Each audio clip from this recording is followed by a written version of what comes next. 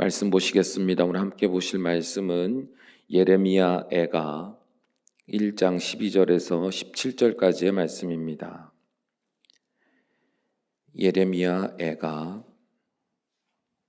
1장 12절에서 17절까지의 말씀.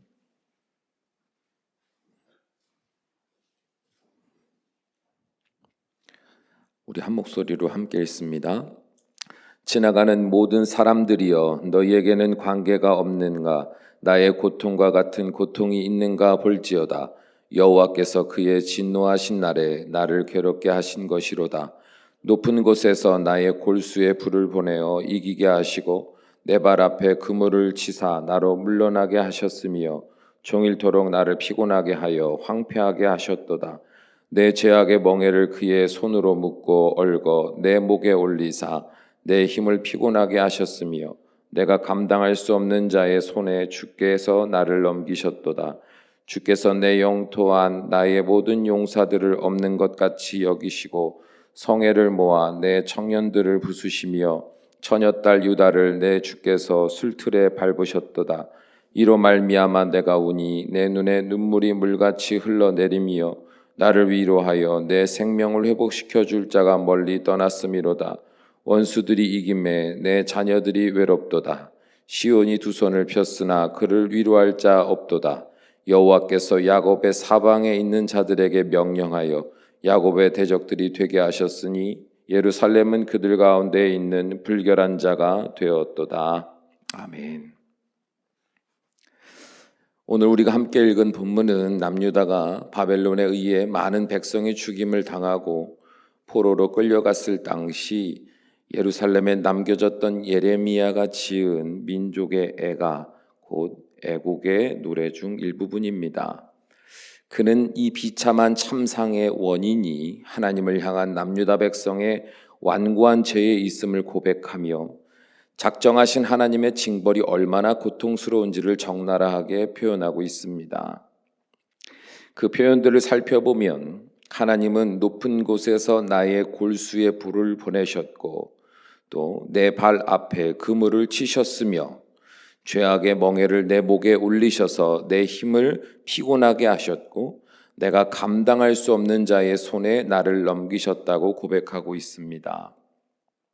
얼핏 보면 우리는 이 모든 일들이 지난 과거의 일들이고 우리와 상관이 없는 일들로 받아들여 별다른 공감대 없이 이 말씀을 묵상할 수 있습니다. 그러면 예레미야는 그러한 우리를 보며 뭐라고 말할까요? 12절을 다시 읽어보겠습니다. 12절 읽어봅니다. 시작. 지나가는 모든 사람들이여, 너희에게는 관계가 없는가? 나의 고통과 같은 고통이 있는가 볼지어다. 여호와께서 그의 진노하신 날에 나를 괴롭게 하신 것이로다. 아멘. 네, 그는 자기 민족의 비참한 현실을 멀리서 목도하고 있는 우리들에게 물어봅니다. 지나가는 모든 사람이여, 너희에게는 관계가 없는가 하고 말입니다.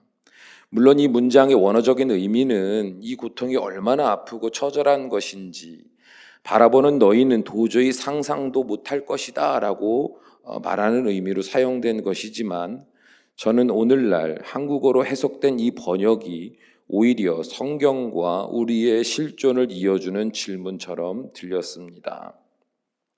수천 년 전에 예레미야는 오늘을 살아가는 우리에게 이렇게 질문하고 있는 겁니다. 사랑하는 여러분, 과연 고집스럽고 오만한 남유다를 징계하신 하나님의 진노는 여러분의 삶과 전혀 상관이 없는 일입니까? 하고 말입니다. 우리는 보통 우리를 향한 하나님의 사랑에 대해서 일방적인 이해를 가지고 살아갑니다.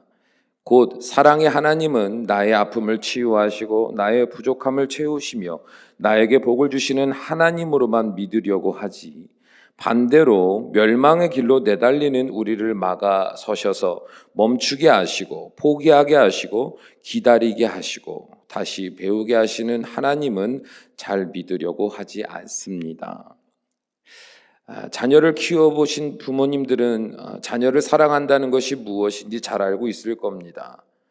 자녀를 보면 한없이 예쁘지요. 이 세상에 무엇을 준다고 해도 내 자녀와 바꿀 생각조차 하지 않을 만큼 나에게 있어서 가장 귀한 나의 자녀일 겁니다.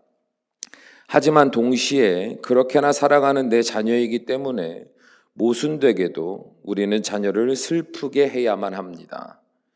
라면만 먹겠다고 고집을 피우는 자녀를 혼내서라도 야채를 먹여야 하고, 매일 게임만 하겠다고 고집을 피우는 자녀를 혼내서라도 책을 읽도록 가르쳐야만 합니다.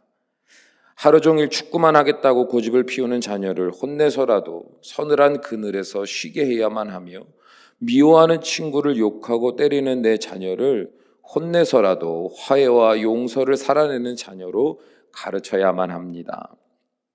왜냐하면 내 자녀에게 이 훈육의 시간들이 고통의 시간이요 슬픔의 시간일진 몰라도 부모에게 있어서 이 시간은 사랑하는 내 자녀가 건강한 어른이 되어 행복한 삶을 살아가게 하는 시간이기 때문입니다. 마찬가지입니다. 하나님을 아빠 아버지라고 부르짖는 우리는 여전히 연약하고 무지한 자녀입니다. 아무리 하나님이 사랑으로 우리를 훈육하시고 말씀하여 주셔도 우리는 끝까지 고집을 피우는 어린 아이들과 같이 행동합니다. 사랑을 말씀하셔도 미움을 포기하지 않으며 거룩을 말씀하셔도 우리는 불의를 탐합니다. 천국을 보여주셔도 우리는 이 땅에 썩어질 것들이 전부라고 떼를 부리고, 내 안에 처참한 영적 상태를 가르쳐 주셔도 우리는 내 몸에 입고 먹고 하는 것이나 더 아름답게 해달라고 투정을 부리죠. 그래서 하나님은 우리를 어떻게 하시느냐? 징계하십니다. 혹 어떤 이들은 이러한 하나님의 징계로 인한 고난을 절대로 하나님이 주신 것이라고 생각하지 않으려고 합니다. 그들은 이렇게 말합니다. 나를 사랑하는 하나님이 나에게 이런 고난을 주실 리 없어 라고 말입니다. 생각해보면 하나님은 우리에게 복을 주실 때도 있지만 징계를 주실 때도 얼마나 많은지 몰라요. 왜냐하면 우리가 그만큼 완악하기 때문입니다. 그래서 히브리서 저자는 이렇게 눈 가리고 아웅하는 우리들의 미련함을 향하여 다음과 같이 말합니다. 히브리서 12장 4절에서 8절. 너희가 죄와 싸우되 아직 피 흘리기까지는 대항하지 아니하고, 또 아들들에게 권하는 것 같이 너희에게 권면하신 말씀도 잊었도다. 일러스되 내 아들아, 주의 징계하심을 경히 여기지 말며 그에게 꾸지람을 받을 때에 낙심하지 말라. 주께서 그 사랑하는 자를 징계하시고 그가 받아들이시는 아들마다 채찍질 하심이라 하였으니, 너희가 참음은 징계를 받기 위함이라. 하나님이 아들과 같이 너희를 대우하시나니 어찌 아버지가 징계하지 않는 아들이 있으리요. 징계는 다 받는 것이거늘 너희에게 없으면 사생자요 친아들이 아니니라. 그러므로 아버지 되시는 하나님의 마음을 잘 아는 성도들은 고난 앞에서 그 고통을 하나님께 호소하되 자기 연민의 감정에서 분리되어 잠잠히 하나님의 음성을 사모하는 태도를 취합니다. 이는 단순히 이 고난을 벗어나고자 하는 마음의 조급함에서 비롯된 태도가 아니라 이 과정 자체를 허락하신 하나님의 뜻을 헤아려 나를 사랑하사 새롭게 하시려는 하나님의 뜻에 순종하기 위함에서 비롯된 태도입니다. 사랑하는 여러분, 하나님의 축복의 때든 고난의 때든 아무것도 염려하지 말고 나를 언제나 사랑하시는 하나님을 믿음으로 그 앞에 나아가시기 바랍니다.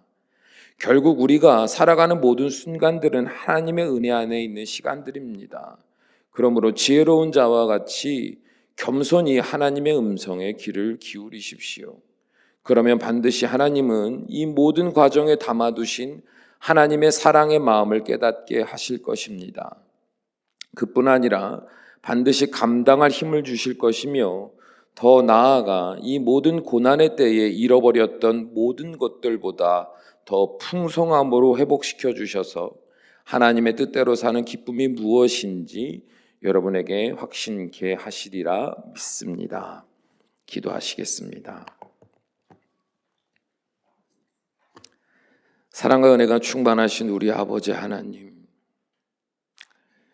우리는 여전히 죄의 본능을 따라 교만합니다.